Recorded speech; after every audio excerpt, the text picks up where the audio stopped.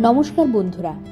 পশ্চিমবঙ্গের সর্বোচ্চ শৃঙ্গ সান্দাকফু, যেখানে প্রায় সারা বছরই তাপমাত্রা থাকে শূন্যের কাছাকাছি। নৈসর্গিক প্রাকৃতিক সৌন্দর্যে ভরপুর সান্দাকফু এখন ভ্রমণ পিপাসুদের আকর্ষণের কেন্দ্রবিন্দু। কিভাবে যাবেন, কতদিন থাকবেন, কিভাবে ঘুরবেন, খরচই বা কত হবে, এই সমস্ত প্রশ্নের উত্তর রয়েছে এই ভিডিওতে। ভিডিওটি সম্পূর্ণ দেখলে এই ট্রিপ নিয়ে সব প্রশ্নের উত্তর আশা করি পাবেন। চলুন তবে শুরু করা যাক। সান্দাকফু যেতে হলে আপনাকে প্রথমেই আসতে হবে নিউ জলপাইগুড়ি স্টেশনে। শিয়ালদহ থেকে দার্জিলিং মেল, পদাতিক, কাঞ্চনকন্যা ইত্যাদি ট্রেন ধরে চলে আসুন এনজেপি। এনজেপি থেকে মানেভঞ্জন পর্যন্ত গাড়ি বুক করে নিন। ভাড়া 3000-এর মতো পড়বে। এছাড়া শেয়ার কারে আসতে পারেন সুখিয়াপোখরি, সেখান থেকে বাকি 7 কিলোমিটার অন্য গাড়িতে আপনাকে যেতে হবে। আমরা যাচ্ছি রোহিণী রোড ধরে কার্শিয়াং, ঘুম, লেপচা জগৎ, সুখিয়াপোখরি হয়ে মানেভঞ্জন।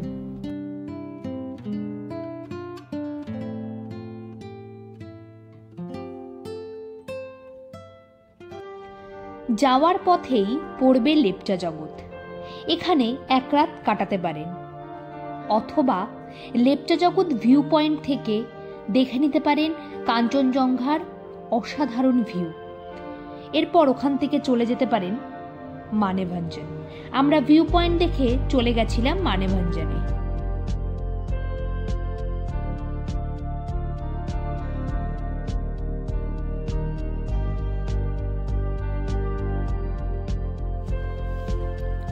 মানেভঞ্জন পৌঁছেই প্রথমেই যে কাজগুলো আপনাকে করতে হবে তা হলো হোটেল বুক করে নিন আর পরদিনে সান্দাকফু যাওয়ার গাড়ি বুক করুন।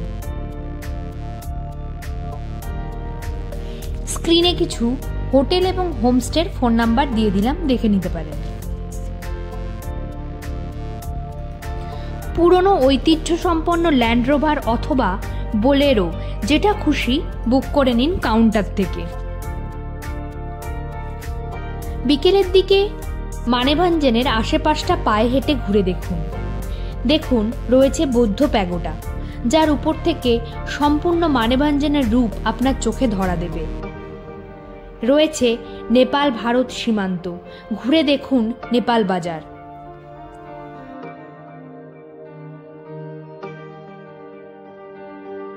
পরদিন সকালে আমরা বেরিয়ে পড়লাম ল্যান্ড রোভারে। এখানে গাড়ি ভাড়ার ডিটেলস দিয়ে দিলাম, দেখে নেবেন। আমরা 4 নম্বর অর্থাৎ সান্দাকফু পর্যন্ত গাড়ি বুক করলাম। সকাল 9টার মধ্যে বেরিয়ে পড়ুন সান্দাকফুর উদ্দেশ্যে।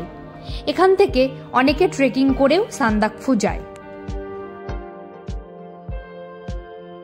শুরুতেই সিঙ্গালীলা ফরেস্ট পারমিট করিয়ে নিন। মানেভঞ্জন থেকে সান্দাকফু 31 কিলোমিটার, কিন্তু সময় লাগবে প্রায় 4 থেকে 4.5 ঘন্টা। খাড়া পাহাড়ের গা বেয়ে সরু রাস্তা চলে গেছে সান্দাকফুতে। অ্যাডভেঞ্চার বলতে যা বোঝায়, এই পথ আপনাকে সেই অনুভূতিই দেবে।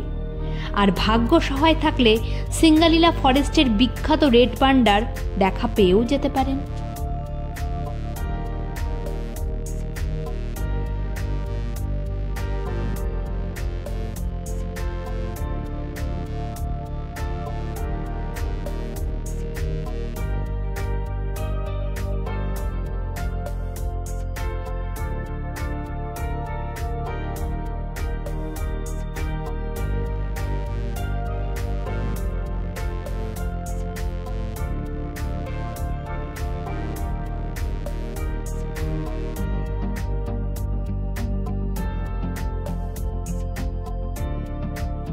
সান্দাকফু যাওয়ার পথের শেষ গ্রাম গৈরিবাস।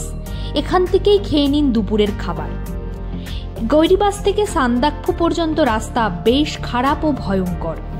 এই রাস্তার আরও একটি বিশেষত্ব, এর এক পাশে নেপাল ও অন্য পাশে ভারত।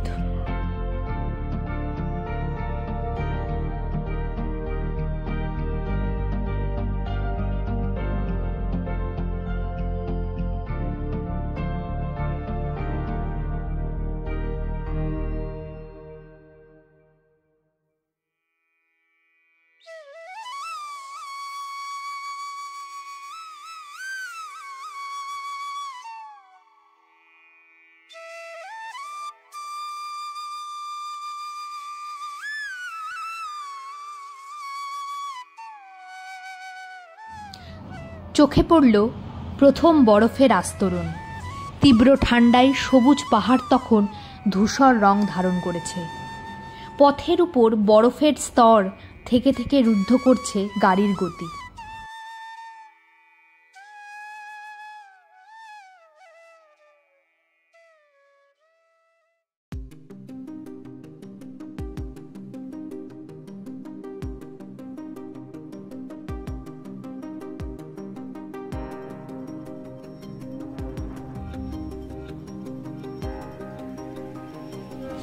ছেলেবেলায় বইয়ে পড়া সান্দাকফু আজ বাস্তব হয়ে ধরা দিল চোখের সামনে। অনাবিল অনুভূতিতে ভরে গেল মন। এই অনুভূতি প্রকাশের যথার্থ ভাষা আমার জানা নেই। এখান থেকেই কাঞ্চনজঙ্ঘাকে দেখতে পাবেন হাতের মুঠোয়। দেখবেন আকাশের পথে রয়েছে স্লিপিং বুদ্ধা। সিঙ্গালীলা পর্বতশ্রেণীর সর্বোচ্চ শৃঙ্গ এই সান্দাকফুর উচ্চতা ৩৬৩৬ মিটার।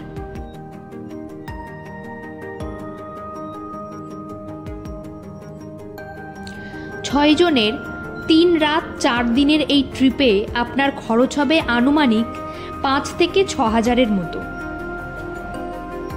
প্রথম রাত মানেভাঞ্জন, দ্বিতীয় রাত সান্দাকফু এবং তৃতীয় রাত লেপচা জগতে কাটিয়ে চলে যান এনজেপিতে।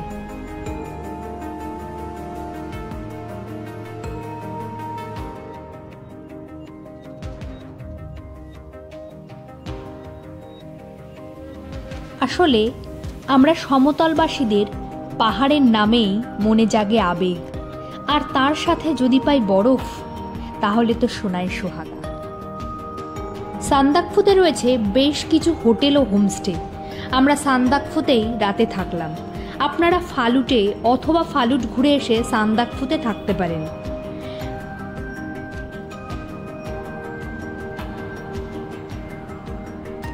কিছু হোটেলের নাম এবং ফোন নাম্বার স্ক্রিনে দিয়ে দিলাম। পরদিন সকাল 10টার মধ্যেই এখান থেকে বেরিয়ে হয় ফালুট যান, নইলে ফিরে এসে রাত থাকুন লেপচা জগতে। ভিডিওটি কেমন লাগলো অবশ্যই জানাবেন। ভালো থাকবেন। দেখা হচ্ছে আরও নতুন একটি ভিডিওতে।